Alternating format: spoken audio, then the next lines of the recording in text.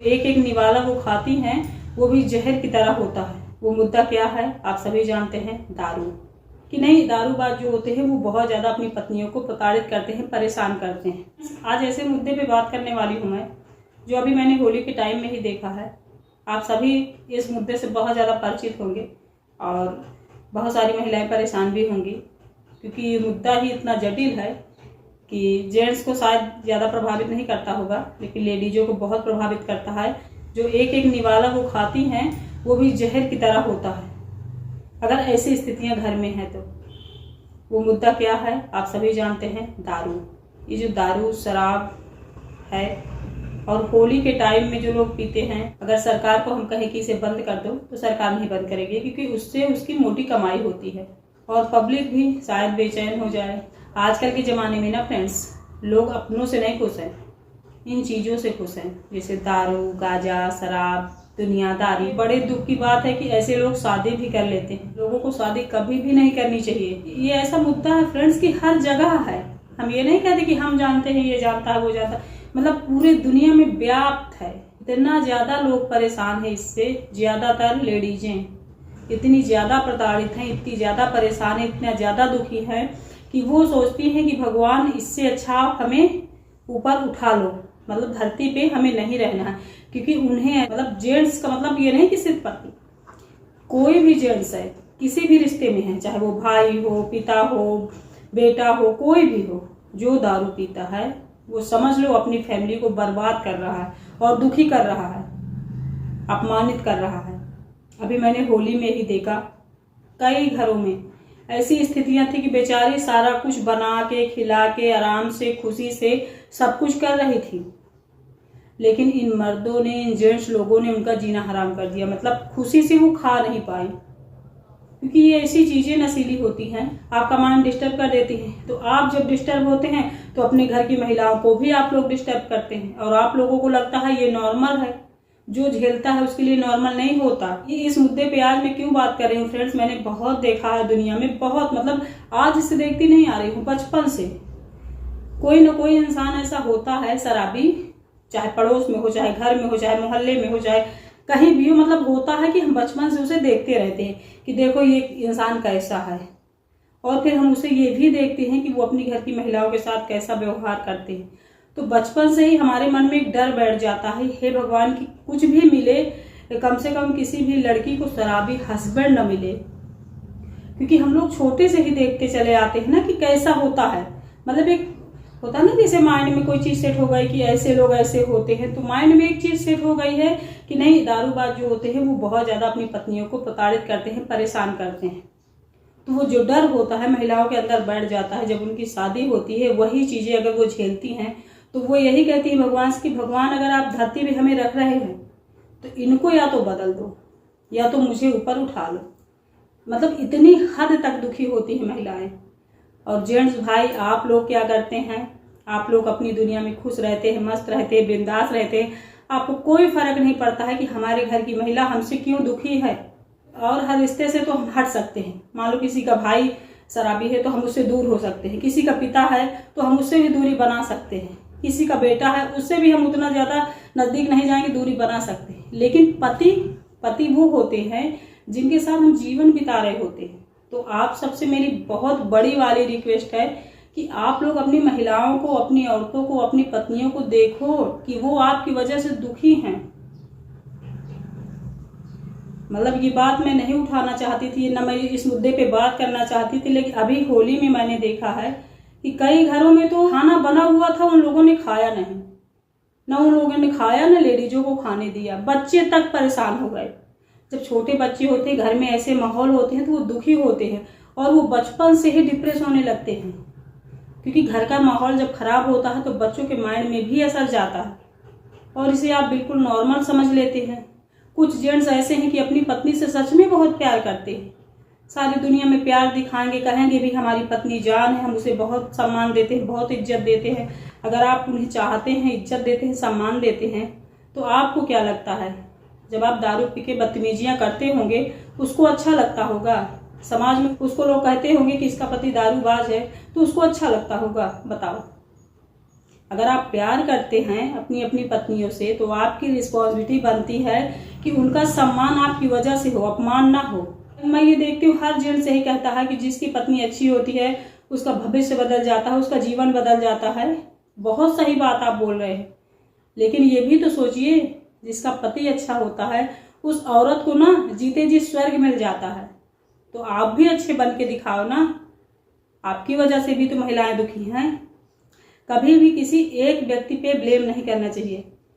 आप जेंट्स लोग सारा ब्लेम औरतों पे डाल देते हैं कि औरत अगर अच्छी होती है, घर संभालती है, सहती है, चुप रहती है, जवाब नहीं देती है तो बहुत अच्छी होती है, वो घर को स्वर्ग बना देती है।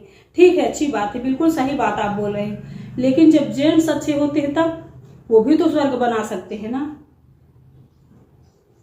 जेंट्स जब बुरे होते तो घर बर्बाद हो जाता है कि नहीं होता, बताओ। तो आप सारी जिम्मेदारी, सारा ब्लेम औरतों पे न डालिए, अपनी जिम्मेदारी पर भी ध्यान दीजिए। आपको क्या लगता है, कोई तो ऐसे हैं, मान लो दिन भर उन्होंने मजदूरी करी, 500-600 रुपए वो पाए, उसमें से 200-300 की वो दारू पी जाते, 100-200 ले आए पत्नी को दिए, फिर वो बच्चों का खर्च उठाए कि क्या क्या करे। आत्मा से वो आह निकलती है ना कि हे भगवान क्यों ऐसा इंसान मुझे मिला। तो आपको क्या लगता है आप भगवान की नजरों में खुश रहेंगे? कभी नहीं यार।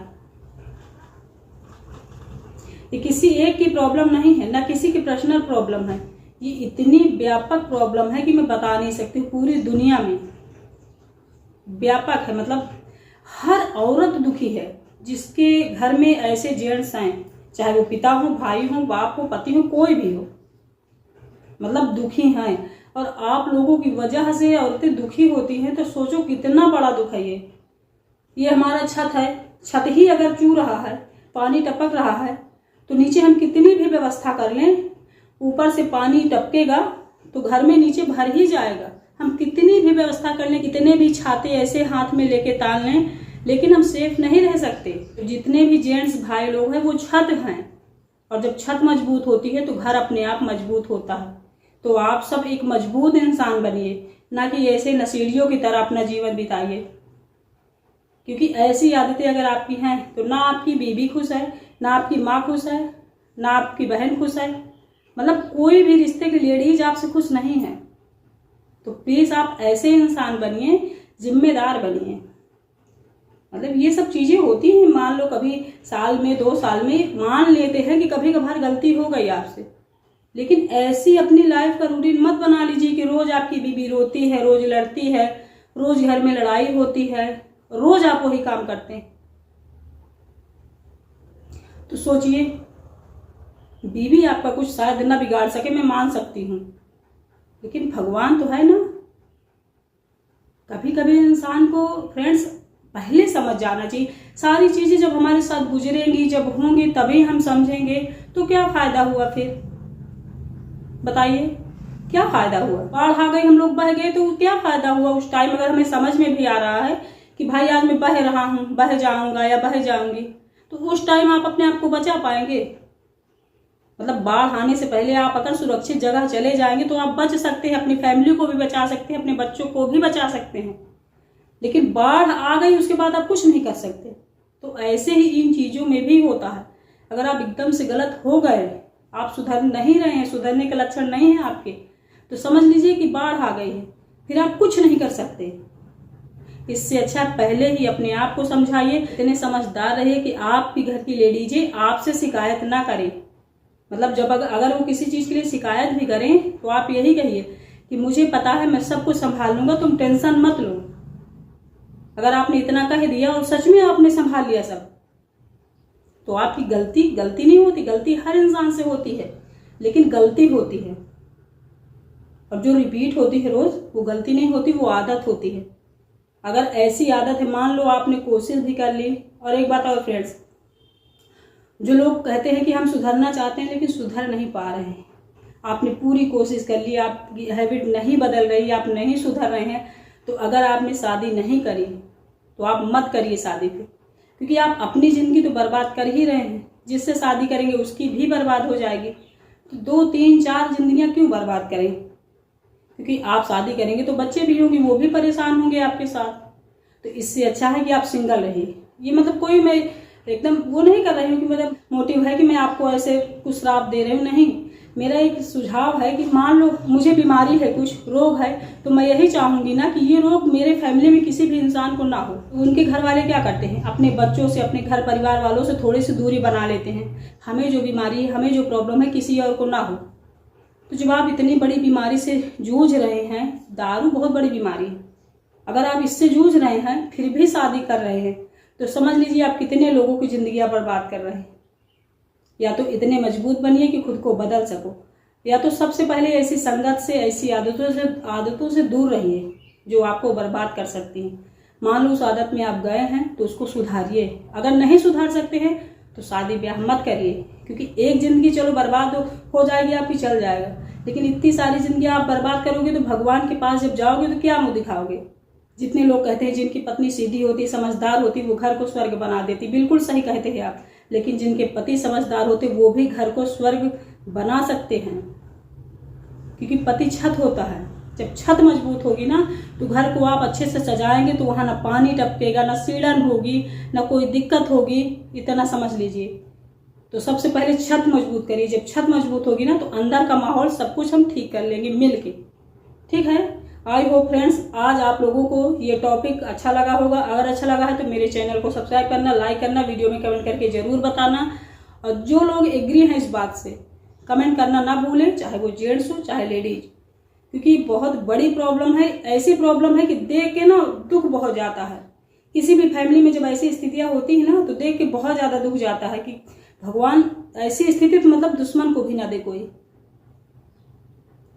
क्योंकि बहुत गंभीर समस्या है फ्रेंड्स। ये इसका बचाव नामुमकिन जैसा है। मतलब ये ऐसी प्रॉब्लम है कि हम इतने दुखी हो जाते हैं कि हमारे पास रास्ता ही नहीं होता है कि हम आगे जाएं तो जाए कहाँ। ये किसी एक की प्रॉब्लम नहीं है, ये वीडियो किसी एक के लिए नहीं है, ऑल के लिए है, समझने के लिए है। जो लोग समझ सकते हैं वो जरूर समझेंगे, जो लोग नहीं समझना चाहते हैं तो उनके भेजे में आप सारा दिन बैठ के घुसाओगे कि ये करना है, ये करना है, वो भी नहीं समझेंगे। तो बस यही है कि आप समझो, जब समझोगे तभी खुद को बदलोगे। नई वीडियो में मिलती हूँ। आई होप आप लोग मेरी बातों से एग्री हुए होंगे और कमेंट करके मुझे बताएंगे। ठीक है, चलिए बाय, थैंक यू।